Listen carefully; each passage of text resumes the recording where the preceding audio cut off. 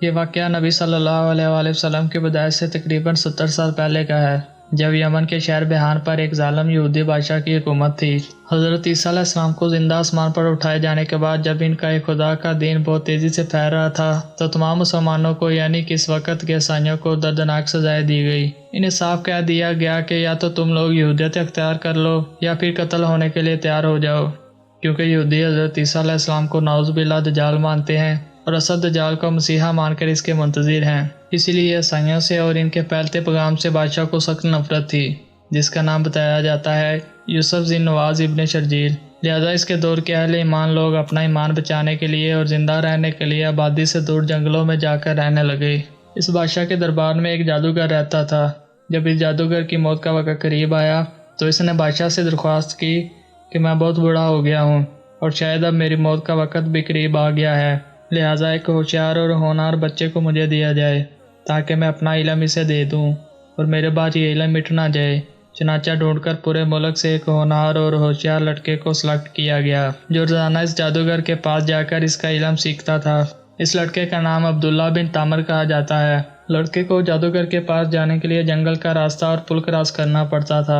اسی جنگل کے اندر ایک عیسائی راہب بھی رہتا تھا جو اس وقت کے اعتبار سے دین حق پر تھا، یعنی یہ خدا اور حضرت عیسیٰ علیہ السلام کو اللہ کا پیغمبر مان کر ان کی تعلیمات کی تبلیغ کی ہر ممکن کوشش کرتا۔ یہ لڑکا اس راہب کے حق کی باتوں سے بہت متاثر ہوا، اس کے پاس بیٹھ کر اس کی باتیں سنتا جو کہ خدا تک پہنچانے والی تھی، لہٰذا یہ ہر روز اس راہب کے پاس جا کر بیٹھنے لگا۔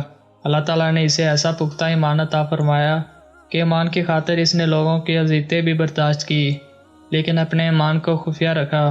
کہ جب جانے کے وقت راہب کے پاس بیٹھتا تو یہاں پر کچھ وقت لگ جاتا اور جب یہاں سے جادوگر کے پاس دیر سے پہنچتا تو وہ اسے مارتا تھا، اور جب وہ واپسی کے وقت راہب کے پاس بیٹھتا تو گھر میں دیر سے پہنچنے سے گھر والے مارتے، لیکن اس نے کسی کی بھی پرواہ نہ کیے بغیر راہب کی مجلس کو نہ چھوڑا۔ اس راہب کے فیض اور محبت سے آخر یہ لڑکا ولایت اور کرامت کے درجے کو پہنچ گیا اور اللہ تعالیٰ کے نیک بندوں میں شامل ہو گیا۔ ایک روز جاتے ہوئے رستے میں اس نے دیکھا کہ اس پل پر بہت بڑے جانور نے لوگوں کا راستہ روک رکھا ہے اور لوگ اس پل کی دونوں طرف جمع ہیں، یعنی کہ اپنے اپنے راستے کی طرف نہیں جا پا رہے۔ اس نے ایک پتھر ہاتھ میں لے کر دعا کی کہ اے اللہ، اگر اس راہب کا دین سچا ہے تو یہ جانور اس پتھر سے مر جائے۔ یہ کہہ کر اس نے یہ پتھر جانور کو دے مارا اور یہ جانور اس چھوٹے سے پتھر سے ہلاک ہو گیا، جو کہ ناممکن سی بات تھی اور کرامت سے کم نہ تھی۔ مشکلوں میں گرے لوگ جوک در جوک اس کے پاس آنے لگے اور اس کی دعا سے ان کی مشکلیں حل ہونے لگی۔ ایک روز اس بادشاہ کا وزیر اندھا ہو گیا۔ اس نے جب اس لڑکے کے بارے میں سنا تو وہ بہت سے تحائف لے کر اس کے پاس آیا اور اس سے کہنے لگا کہ اگر تم مجھے شفا دے دو تو یہ سارے کے سارے تحفے میں تمہیں دے دوں گا۔ اس لڑکے نے کہا، نہ تو میں کسی کو شفا دے سکتا ہوں اور نہ ہی خود سے کچھ کر سکتا ہوں، کیونکہ شفا دینا تو اللہ تعالیٰ کا کام ہے۔ ہاں، اگر تم اللہ پر ایمان لے آئے تو میں اللہ تعالیٰ سے دعا کروں گا کہ وہ تمہیں شفا دے دے۔ لہٰذا یہ وزیر اللہ پر ایمان لے آیا تو اس لڑکے نے دعا کی، اللہ تعالیٰ نے اس اندھے کو شفا دے دی اور اس کی بینائی واپس آ گئی۔ یہ وزیر بادشاہ کے پاس آیا اور بیٹھ گیا جس طرح وہ پہلے دربار کے اندر بیٹھا کرتا تھا۔ تو بادشاہ نے حیران ہو کر پوچھا کہ تیری بینائی کیسے واپس آ گئی؟ اس وزیر نے کہا کہ میرے رب نے واپس کر دی۔ بادشاہ نے کہا کہ میرے علاوہ بھی تیرا کوئی رب ہے؟ وزیر نے کہا کہ تیرا اور میرا رب صرف اللہ ہے۔ اس بات پر بادشاہ اس وزیر کو پکڑ کر سخت ترین سزا دینے لگا۔ اس وزیر نے بادشاہ کو کہا کہ یہ سب اس لڑکے کی دعا کی وجہ سے ممکن ہوا ہے۔ تو اس لڑکے کو دربار کے اندر بلایا گیا۔ جب لڑکا دربار کے اندر حاضر ہوا تو بادشاہ نے کہا کہ اے لڑکے، کیا تیرا جادو اس حد تک پہنچ گیا ہے کہ اب تو اندھے اور کوڑی کے مریضوں کو بھی صحیح کرنے لگ گیا ہے؟ تو ایسا کیسے کر لیتا ہے؟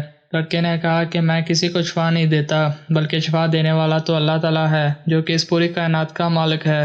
بادشاہ نے اس لڑکے کو پکڑ کر سخت ترین سزا دینا چاہا، یہاں تک کہ اس لڑکے نے بادشاہ کو اس راہب کے بارے میں بتا دیا۔ لہٰذا اس راہب کو بھی بلایا گیا۔ بادشاہ نے اس سے کہا کہ تم اپنے مذہب سے پھر جاؤ کہ میں تجھے سخت ترین سزا دوں گا جو آج تک کسی کو نہ دی ہوگی۔ راہب نے صاف انکار کر دیا کہ تو مجھے دنیا کے اندر کوئی بھی سزا دے سکتا ہے یا موت دے سکتا ہے، جبکہ اصل اور ہمیشہ کی زندگی تو آخرت کی ہے جہاں میں ہمیشہ زندہ رہوں گا۔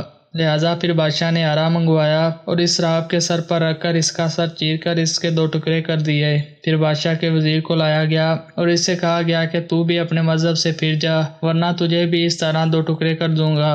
اس وزیر نے بھی صاف انکار کر دیا تو بادشاہ نے اس کے سر پر بیارہ رکھ کر اس کے سر کو چیڑ کر 2 ٹکڑے کروا دیے۔ پھر اس لڑکے کو بلوایا گیا اور جب وہ لڑکا آیا تو اس لڑکے سے کہا کہ تو اپنے دین سے پھر جا، تجھے بخش دوں گا ورنہ تجھے بھی سخت ترین سزا دی جائے گی۔ لڑکے نے کہا کہ میرے مذہب سے پھرنے کا سوال ہی پیدا نہیں ہوتا، تجھے جو کرنا ہے کر لے۔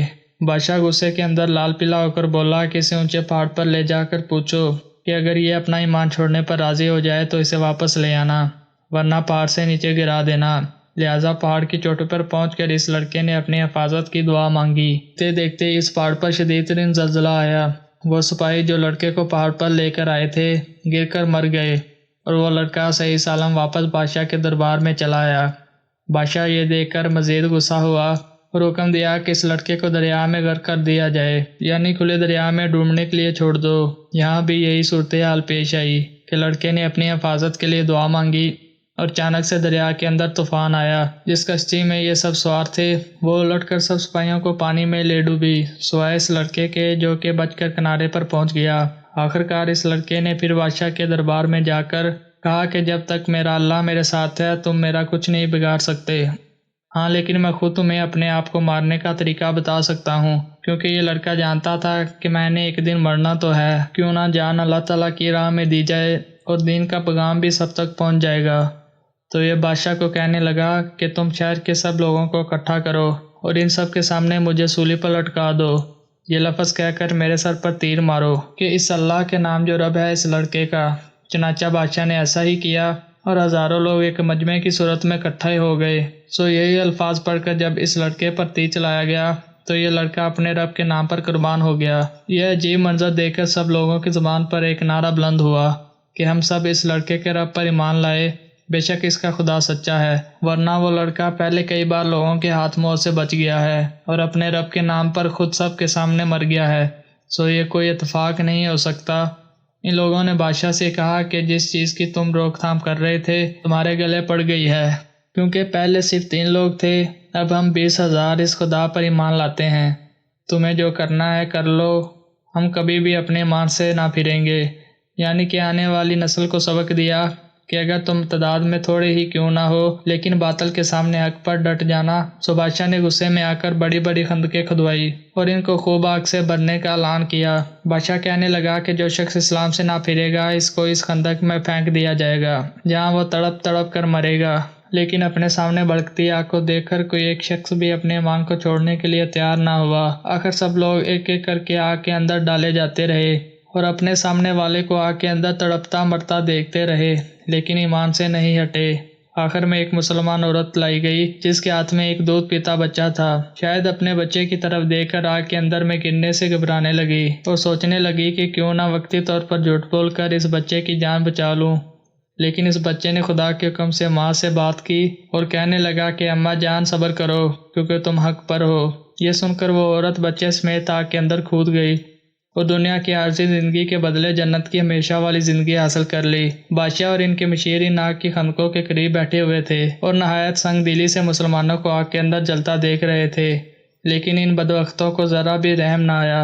ان مومنوں کا قصور صرف اتنا ہی تھا کہ وہ ایمان لائے تھے، جیسا کہ قرآن کریم نے کہا ہے کہ ان مسلمانوں کا قصور اس کے سوا کچھ نہ تھا کہ وہ کفر کی ظلمت سے نکل کر ایک زبردست اور ہر طرح کی تعریف کے لائق خدا پر ایمان لائے تھے جس کی بادشاہیت سے زمین اور آسمانوں کا کوئی بھی گوشہ باہی نہیں ہے۔ دوستو، ہمیں چاہیے کہ ہم اس واقعے سے سبق حاصل کریں اور ایسی غلطی نہ کریں جس سے اللہ تعالی ہم سے ناراض ہو جائے۔ تو دوستو، آج کے لیے اتنا ہی، نیکسٹ ویڈیو تک اجازت دیں۔